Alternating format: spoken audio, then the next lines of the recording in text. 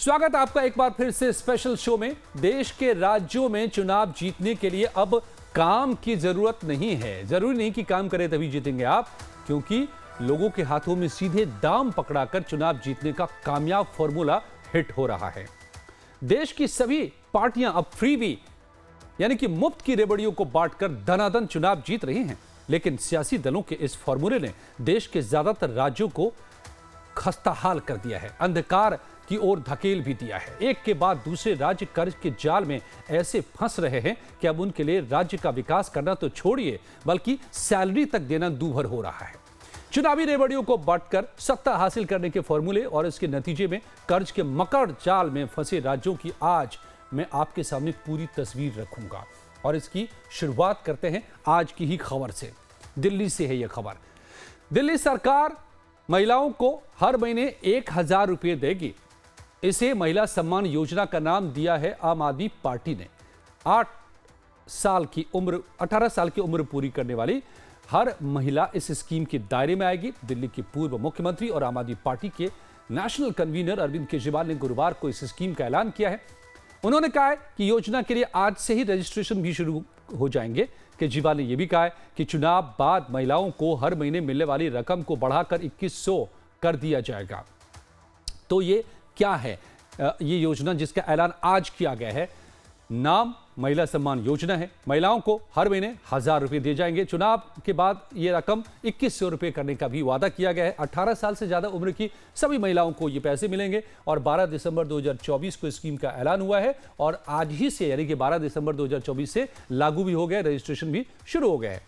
इससे पहले 10 दिसंबर को भी केजरीवाल ने ऑटो चालकों के लिए 4 ऐलान किए थे, वो भी फटाफट देख लीजिए। 10 दिसंबर को दिल्ली में एक ऑटो ड्राइवर के यहां खाना खाने पहुंचे अरविंद केजरीवाल ने लोगों के साथ सेल्फी भी ली थी और ऑटो चालकों के लिए 4 ऐलान किए थे।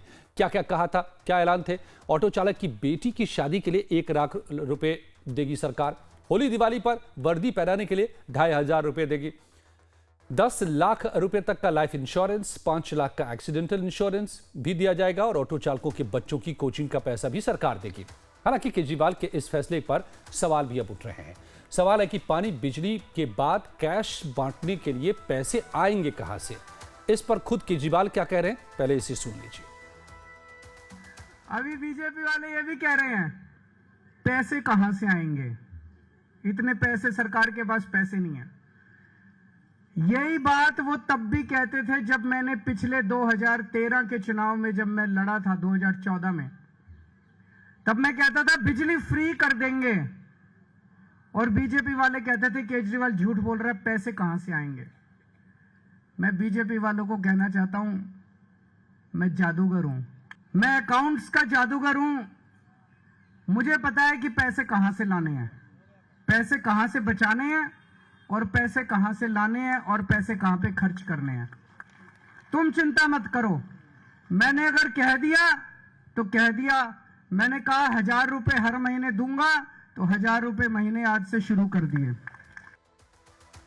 तो केजरीवाल तो घोषित रूप से अब मुफ्त रेवड़ियों की बात कर रहे हैं। उन्होंने इसके लिए बाकायदा कैंपेन भी लॉन्च कर रखा है दिल्ली में। ये भी हमने आपको दिखाया था कुछ दिनों पहले। मगर जो सवाल कह रहे हैं केजरीवाल, ये सवाल सिर्फ सियासी नहीं है कि पैसे कहां से आएंगे। खुद दिल्ली सरकार के वित्त विभाग ने आकलन के मुताबिक इस योजना पर सालाना यानी कि जो ये महिला सम्मान योजना आज लॉन्च किया गया, 4,560 करोड़ रुपए खर्च होंगे।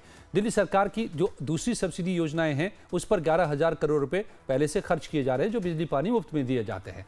वित्त विभाग ने कहा है कि अगर मुख्यमंत्री सम्मान योजना लागू की जाती है, जो कि अब लागू कर दिया गया, लागू करने से पहले ही ऐतराज जताया था, तो ऐसे में सब्सिडी वाली योजनाओं पर खर्च बढ़कर 15,000 करोड़ रुपए से ज्यादा हो जाएगा, जो दिल्ली की वित्तीय सेहत के लिए जोखिम भरा साबित होगा। यहां तक कि इसके लिए राज्य सरकार को ऊंची ब्याज दर पर लोन भी लेना पड़ सकता है और इसमें अगले वित्त वर्ष में राज्य सरकार को भारी राजकोषीय घाटे का सामना करना पड़ सकता है। ये बीजेपी ने नहीं, दिल्ली के वित्त विभाग ने कहा है। मैं बता रहा हूं आपको, टैक्स और नॉन टैक्स रेवेन्यू में बढ़ोतरी का जो अनुमान है, उससे भी राजस्व खर्च की जो ये बढ़ोतरी करेगा वो उसके लिए काफी नहीं होगा और अगले वित्त वर्ष में वित्तीय असंतुलन दिल्ली का गड़बड़ा जाएगा। मुख्यमंत्री आतिशी ने इसका जवाब दिया है। ये इंटरनल में आपको बता रहा हूं जो बातें हुई है वित्त विभाग और पार्टी के बीच में या कहें सरकार के बीच में। और वित्त विभाग से मुख्यमंत्री ने कहा, आतिशी ने, कि इस समय 2025-26 के बजट अनुमानों पर फैसला लेना सही नहीं होगा और साथ ही इस मामले में फैसला लेना सरकार का विशेषाधिकार है। यानी कि इसकी कोई चिंता नहीं है कि आगे जो होगा सो होगा, फिलहाल चुनाव जीतना है। शरद कोहली साहब अर्थशास्त्री मेरे साथ जुड़े हैं। मैं पूरे देश की आपके सामने धीरे धीरे करके तस्वीर लाऊंगा कि कैसे कई राज्य डिफॉल्टर बन चुके हैं, कर्ज में डूब चुके हैं। 45%, 30% से ज्यादा जीडीपी उनकी कर्ज में है। लेकिन शरद साहब को पहले लेता हूं। बहुत बहुत स्वागत है शरद कोहली साहब। ये जो मुफ्त की रेवड़ियां हैं, फ्री बीज, क्या ये जन कल्याणकारी हैं या ये राज्यों के लिए विनाशकारी है? ये बहस छिड़ गई है, आपकी नजर में क्या है? नमस्कार और मेरा लाइव टाइम्स के सभी दर्शकों को अभिनंदन। देखिए, ये विनाशकारी हैं। ये बहुत ही छोटी अवधि का एक लाभ है। आपको हर महीने पैसे मिल रहे हैं, तो मुझे लग रहा है वोटरों को एक ऐसी आदत डाली जा रही है और पूरे देश में ये एक बीमारी की तरफ फैल रहा है। और चाहे सत्ताधारी पक्ष हो या विपक्ष हो, और इसमें एक समस्या बहुत बड़ी ये है कि अगर एक पक्ष देता है या एक राज्य में दी जाती है तो दूसरे पक्ष को मजबूरी में देनी पड़ती है। अब अगर वो नहीं देता है तो इसके आधार पर दूसरा पक्ष चुनाव जीत जाता है। तो मुझे लग रहा है कि लोगों को ये सोचना होगा कि क्या उनको 1000 रुपए महीना चाहिए, फ्री बस का सफर चाहिए, फ्री पानी चाहिए, और भी जितनी भी सुविधा दी जाती हैं, या उनको अपने सूबे का, अपने राज्य का विकास चाहिए। और आने वाली जो पुश्तें हैं, आने वाली जो जनरेशन्स हैं, मुझे लग रहा है उसके लिए ये बहुत नुकसानदायक है। क्योंकि शॉर्ट टर्म बेनिफिट आप ले लेंगे, अभी छोटी अवधि में आप ले लेंगे, पर जो सरकारें पहले की काम करा करती थी, कि करती अब थी, और उसका फायदा आगे वाली जनरेशन्स को मिलता था। मैं एक छोटा सा उदाहरण आपको देता हूं कि जैसे जहां पर ओपीएस है, अब ओपीएस ओल्ड पेंशन सिस्टम है, ये भी मैं इसको एक तरह से फ्री भी मानता हूं अब आज के हालात में।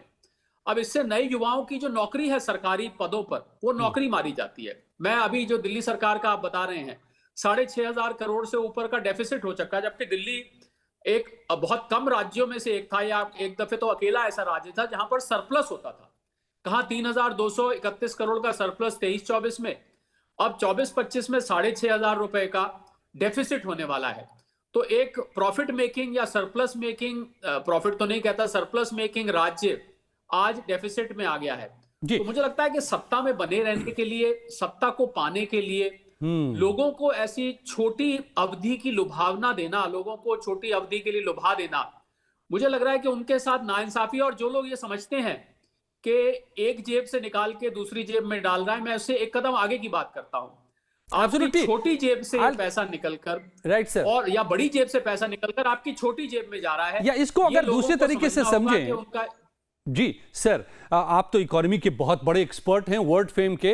इसको आप जो कह रहे हैं, ये फ्रीबीज का जो चक्कर है, उसको दूसरे तरीके से समझे तो एक परिवार के तौर पर हम देखें तो एक परिवार अगर उसके पास जो पैसा है उसको बजाय अपने बच्चों को पढ़ाने, बच्चों के लिए एसेट क्रिएट करने, बच्चों के लिए घर खरीदने के बजाय अगर वो परिवार ये कहे कि चलो ठीक है, बच्चे को घुमाते हैं, फिराते हैं, सिनेमा दिखा देते हैं, अच्छे कपड़े खरीद देते हैं, पढ़ाई लिखाई और घर खरीदना सब तो बाद में होता रहेगा, क्या यही है फ्रीबीज का चक्कर? मैं सही समझ रहा हूं सर?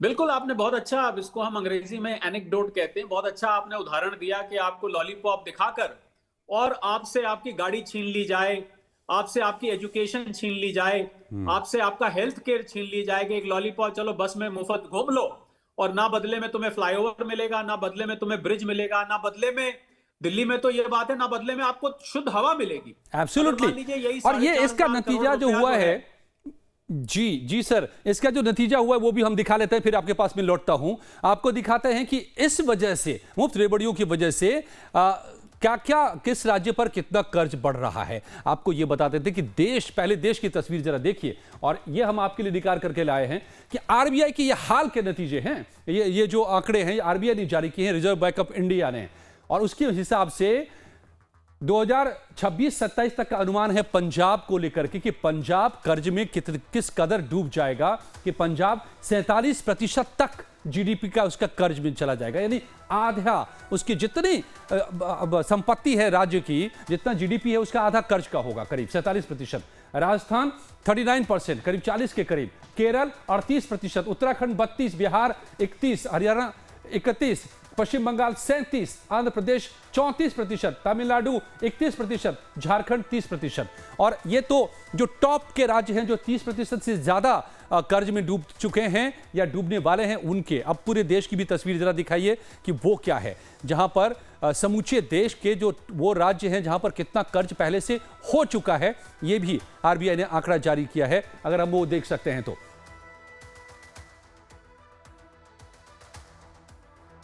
ये तो वही है मेरे ख्याल से जो 2026 से 27 तक का हमने बताया। हम आपको वो भी दिखाएंगे तस्वीर, लेकिन एक सवाल हम पहले ले लेते हैं अपने मेहमान से। सर, जो आप बता रहे थे इसका क्या मतलब है? हम आम लोग नहीं समझ पाएंगे इस बात को, जरा आप ही हमें समझाएं कि 47% जीडीपी का कर्ज में डूब जाना, 39, 38, 32 वगैरह वगैरह, क्या मतलब इसके?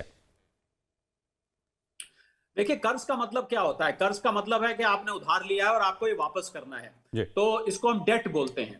और डेट को सर्विस भी करना होता है, यानी कि आपको उस उधार को ब्याज भी देना पड़ेगा, उसकी किस्त भी चुकानी पड़ेगी। और मैं लाइफ टाइम्स के दर्शकों के लिए एक बड़ी इंटरेस्टिंग जानकारी दूं। एक एक्ट बना हुआ है, लॉ बना हुआ है, जिसको हम बोलते हैं FRBM, fiscal responsibility budget management act. इसके अंतर्गत अब मात्र 20% उधार की आपके GSDP, जिसको ग्रॉस स्टेट डोमेस्टिक प्रोडक्ट बोलते हैं, मात्र 20% लिमिट सेट कर दी गई है। और ये सारे राज्य जो आपने गिनवाए, ये सारे राज्य FRBM की लिमिट को पार कर चुके हैं। तो एक कानूनी वायलेशन भी हो रहा है अगर हम इसको कानून की दृष्टि से देखें, पर क्योंकि राज्य है तो बात अलग हो जाती है। अब यहां पर देखने वाली बात यह है कि ये जो उधार है, ये भले ही कोई व्यक्ति कहे उस राज्य का कि मेरे ऊपर थोड़े ना उधार है, पर अगर आप इसको आर्थिक दृष्टि से देखेंगे तो ये आप ही के ऊपर उधार है। कैसे उधार है? ये आपका फिस्कल डेफिसिट जो राज्य का होता है बढ़ाता है। इससे क्या होता है कि राज्य में जो सुविधाएं उपलब्ध होती हैं उसका कीमत बढ़ जाती है, इससे महंगाई बढ़ती है। क्योंकि आपको एक अर्थशास्त्र में कॉन्सेप्ट होता है जिसको हम बोलते हैं डेफिसिट फाइनेंसिंग। आपको जितना उधार आप लेते जाएंगे डेफिसिट के लिए, उतनी महंगाई आपकी बढ़ती जाएगी। हालांकि इसको नेशनल लेवल पे ज्यादा देखा जाता है, पर कुछ हद तक क्योंकि जो राज्य सरकारें हैं वो टैक्सेस लेनी शुरू कर देंगे। और एक जरूरी बात कि जिन लोगों को ये लाभ मिल रहा है, मान लीजिए राज्य में 10 करोड़ लोग हैं और ये लाभ मिल रहा है मान लीजिए 3 करोड़ 4 करोड़ लोगों को, तो इसका भार बाकी के जो 6-7 करोड़ लोग हैं वो उठा रहे हैं। उनके लिए महंगाई बढ़ जाती है, उनके लिए चीजें महंगी हो जाती है। उनको सबसे बड़ी बात जो मैंने आपको शुरू में कही, उसको मैं दोहराना चाहूंगा, और इसका कि राज्य का विकास आगे जाके बिल्कुल ठप हो जाता है। जब आप उधार लेते जाएंगे तो आप कैसे नए नए स्कूल बनाएंगे, कैसे नए नए हॉस्पिटल बनाएंगे, कैसे नए नए आप फ्लाईओवर बनाएंगे, कैसे आप नई अंदर कॉलोनी की सड़कें बनाएंगे, जो राज्य का रिस्पॉन्सिबिलिटी है, जिम्मेवारी है। मतलब वही हुआ को राज्य पूरा नहीं हो तो पैसे ही नहीं है हमारे, बल्कि तनख्वाहें देने के लाले पड़ जाते हैं। मैं हिमाचल प्रदेश पे शो कर रहा था कुछ, मैं वही उसी आंकड़े के साथ आ रहा हूं सर। आप जो कह रहे हैं मतलब वही हुआ, जैसे मैं समझ रहा हूं एक आम लेमैन के लैंग्वेज में, कि आप बच्चों के भविष्य को संवारने के बजाय आप तुरंत में पैसों को उड़ा ले रहे हैं, वो हो रहा है। और उसका नतीजा क्या हुआ है, ये हिमाचल प्रदेश का जो जिक्र कर रहे थे सर, वो उन आंकड़ों के साथ भी मैं आया हूं। क्या हुआ हिमाचल प्रदेश में, जरा समझिए कि 2018 तक में करीब 48,000 करोड़ रुपए का कर्ज हिमाचल प्रदेश का था, लेकिन 2020 में यह बढ़कर के 60,000 करोड़ कर्ज हो गया। अभी हिमाचल प्रदेश ने डिफॉल्ट किया, आपको पता होगा, सैलरी नहीं दे पा रही थी सरकार, अब 10 तारीख को देती है सरकार। 2021-22 में कर्ज बढ़ा, 63,000 करोड़ से ज्यादा का हो गया। इसके अगले साल और यह कर्ज बढ़ा, 22-23 में 76,000 करोड़ रुपए का कर्ज हो गया। क्यों? क्योंकि वहां बड़े फ्रीबीज बांटे जा रहे हैं, ये भी बताऊंगा मैं। 23-24 में 87,788 करोड़ का कर्ज हो गया। देखिए कर्ज का कैसे पहाड़ बनता जा रहा है। और 24-25 में जो अनुमान है 96,000 करोड़ से ज्यादा का कर्ज में डूबने जा रहा है ये प्रदेश। और 24-25 में राजस्व का ये कुल 37% है, जो बढ़कर के 42.5% तक पहुंचने का अनुमान है अगले साल तक हिमाचल के कर्ज में। और क्यों हुआ ये ऐसा, ये देखिए कि मुफ्त की योजनाओं, जैसे कि 350 यूनिट बिजली मुफ्त हिमाचल की सुक्खू सरकार ने वादा किया, जिससे 18,000 करोड़ रुपए का बोझ सीधे आ गया। वोट के लिए मुफ्त बिजली देंगे और उसका खामियाजा महिलाओं को 1,500 रुपए हर महीने मदद देने की बात कही सुक्खू सरकार ने, तो सरकारी खजाने पर इससे भी बोझ बढ़ा, तो इसने फिर कर्ज को बढ़ाया। इससे क्या हुआ कि ओवरड्राफ्ट लिमिट में कमी आ गई, यानी मार्केट से पैसा भी मिलना कम हो गया, रेवेन्यू डेफिसिट हो गया, ये ग्रांट भी कम मिलना शुरू हो गया। कोर्ट ने वाटर सेस असंवैधानिक बता दिया कि आप पानी पर सरचार्ज नहीं लगा सकते। और 4,000 करोड़ की आमदनी इससे भी घट गई सरकार की, क्योंकि आप अनाप शनाप कहीं से भी नहीं पैसे ले सकते, आप बांटना बंद कीजिए, लबोलुबाब। ये है हिमाचल प्रदेश की तस्वीर जो हम आपको बता रहे थे। इसके बाद आपको मैं जो आंकड़े बताऊंगा तो सिर्फ हिमाचल ही नहीं, पंजाब की तस्वीर हमने बताई, देश के किस राज्यों के ऊपर कितना कर्ज है ये भी बताऊंगा, और पूछूंगा फिर इकोनॉमिस्ट से कि क्या फ्रीबीज जैसा कि सुप्रीम कोर्ट में केस चल रहा है तुरंत बंद करने की जरूरत है। तो हम बात कर रहे हैं कि फ्रीबीज कितना नुकसानदेह है हमारी सेहत के लिए, हमारे राज्यों की सेहत के लिए। दरअसल 2022-23 में सिर्फ असम और बंगाल में ही ऐसी स्कीमें थी जहां पर फ्री में दिए जाते थे, मगर पिछले 2 ही सालों में इस तरह की स्कीम लागू करने वाले राज्यों की बाढ़ सी आ गई है। आपको फटाफट बताते हैं हम। पंजाब, हरियाणा, तेलंगाना के चुनावी वादों में इस तरह की स्कीमें शामिल रही, लेकिन महिलाओं को हर माह एक तय रकम देने की जो बात आज केजरीवाल साहब ने की है, वो महाराष्ट्र, झारखंड विधानसभा के चुनाव के नतीजों से काफी गेम चेंजर साबित हुआ है। और इसीलिए हम आपको बता देते हैं कि कहां पर देखिए क्या हुआ है। 10 राज्य इस वक्त ऐसे हैं 2024-25 में जहां पर 1 लाख करोड़ से ज्यादा का डायरेक्ट कैश ट्रांसफर किया जा रहा है। ये बोझ सभी राज्यों पर बढ़ रहा है। सिर्फ महिलाओं को लेकर के जो डायरेक्ट कैश स्कीम किया गया है, ये रेबड़ी बांटी गई है, उसका ये बर्डन है। नेक्स्ट, अब कर्नाटक देखिए टॉप पर क्या हाल हुआ है। हाल में वहां पर बड़ा विवाद हुआ था, खुद कांग्रेस के अध्यक्ष मल्लिकार्जुन खड़गे साहब ने डांट पिलाई थी अपने मंत्री को कि क्यों ऐसे वादे करते हो जो दे नहीं सकते। तो यहां पर क्या हुआ है, यहां पर कैश ट्रांसफर स्कीम के लिए 28,608 करोड़ बांटे जा रहे हैं, और जो कि राजस्व के खर्च का 21% है, नॉन कमिटेड, यानी जो डेवलपमेंट में पैसा लग सकता था उसका 21% सिर्फ बांटा जा रहा है। महाराष्ट्र में जो अब लाडली बहन योजना की जय जय हो रही है, वो 40,000 करोड़ रुपए का ये कॉस्ट बढ़ा रहा है सरकार के लिए, जो 19% है यहाँ के नॉन कमिटेड जो एक्सपेंडिचर हैं जिससे आप डेवलपमेंट कर सकते थे। महाराष्ट्र के अलावा ऐसे राज्य जो और भी हैं, झारखंड जहां पर मैया योजना की वजह से चुनावी जीत बताई जा रही है, वहां पर इस वक्त जो सरकार बनते ही अनुपूरक बजट लाया गया है, यानी जो छोटे अवधि का बजट लाया जाता है, उसमें 6,390 करोड़ रुपए सिर्फ मैया योजना के लिए दिए गए हैं। हैरानी की बात यह है कि अगले 4 महीने का कुल खर्चा जो है उसका ये 54% है, आधे से ज्यादा, और उस कुल खर्चे में विकास के लिए 0 पैसे रखे गए हैं, क्योंकि इसके अलावा जो भी पैसे हैं 11,000 समथिंग करोड़ उस पैसे से सैलरी बाकी दी जाएंगे, और ये आधे से ज्यादा पैसा जो है सिर्फ मैया योजना पर लगाया जा रहा है। अब इसमें जो राज्य हैं, कौन से राज्य कितना बांट रहे हैं महिलाओं को लेकर के, असम में 1250 रुपए महीना दिया जाता है, बीजेपी की सरकार है। अरुणोदय योजना है यहाँ पर, इससे 3800 करोड़ का खर्च बढ़ता है। छत्तीसगढ़ में 1,000 रुपए महीना, महतारी बंदना योजना में 3,000 करोड़ का खर्चा। इस तरीके से दिल्ली में 1,000 रुपए अभी मुख्यमंत्री ने कही है, तो ये 2,000 इसमें आ रहा है, लेकिन ये बढ़ करके हो जाएगा 4,500 के करोड़। कर्नाटक में 2,000 रुपए दिए जा रहे हैं, लक्ष्मी योजना 28,000 करोड़। और इस तरह से आप पूरी लिस्ट आपके सामने है। शरद साहब, एक तरफ जो हमने बताया कि कहां पर कितने बांटे जा रहे हैं, और दूसरी तरफ जीडीपी का जहां तक हाल पहुंच गया है, तो ये तो इस पर तुरंत लगाम लगनी चाहिए। सुप्रीम कोर्ट में भी एक केस चल रहा है, वरना तो ये विनाशकारी साबित हो सकता है जो आप कह रहे हैं। मैं आपको दो सलूशन इसके देता हूं, और क्योंकि हम जब भी कोई चर्चा करते हैं तो उसमें कोई ना कोई हल भी निकलना चाहिए। पहला मेरा सलाह ये थी, और मैंने और अन्य प्लेटफॉर्म्स पे भी ये सलाह दी है, वो ये है कि एक फ्री बीज मॉनिटरिंग कमीशन बनना चाहिए। उस कमीशन में सुप्रीम कोर्ट के जजेस बैठे, उसमें सभी राजनीतिक पार्टियों के रिप्रेजेंटेटिव बैठे, और जब तक वो कमीशन अप्रूव ना करे कोई भी योजना की घोषणा ना की जाए, क्योंकि वो कमीशन उस सारे राज्य की बैलेंस शीट स्टडी करके, उसका सारा आर्थिक हाल स्टडी करके तब वो अप्रूवल देगा। पहला, देखिए मैं आपको एक इंटरेस्टिंग आंकड़ा देता हूं जो शायद लाइफ टाइम्स के दर्शक शायद पहली बार सुन रहे होंगे, कि भारत में 140 करोड़ की आबादी में 90% आबादी 25,000 रुपए महीने से कम कमाती है प्रति माह। ध्यान दीजिएगा, 126 करोड़ लोग 25,000 रुपए महीने से कम कमाते हैं।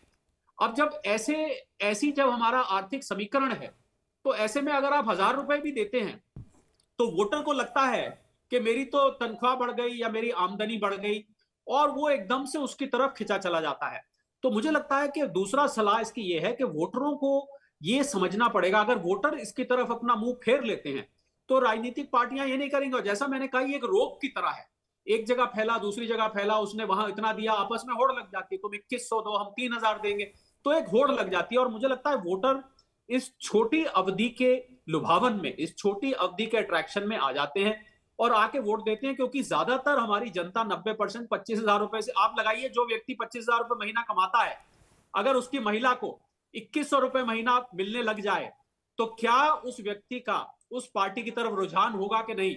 वो उसको आप कहिए कि तुम्हारी सड़कें नहीं बन रही हैं, वो कहता कोई बात नहीं, सड़कें तो हम निकल जाएंगे बच बचा के। उनको बोलिए अस्पताल नहीं है, कोई नहीं, इलाज करा लेंगे कहीं ना कहीं जाके। वो इंस्टेंट फायदा जो है, ये वोटर की एक साइकोलॉजी है। तो मुझे लगता है वोटर की साइकोलॉजी के साथ, मानसिकता के साथ राजनीतिक पार्टियां जो हैं वो खेल रही हैं।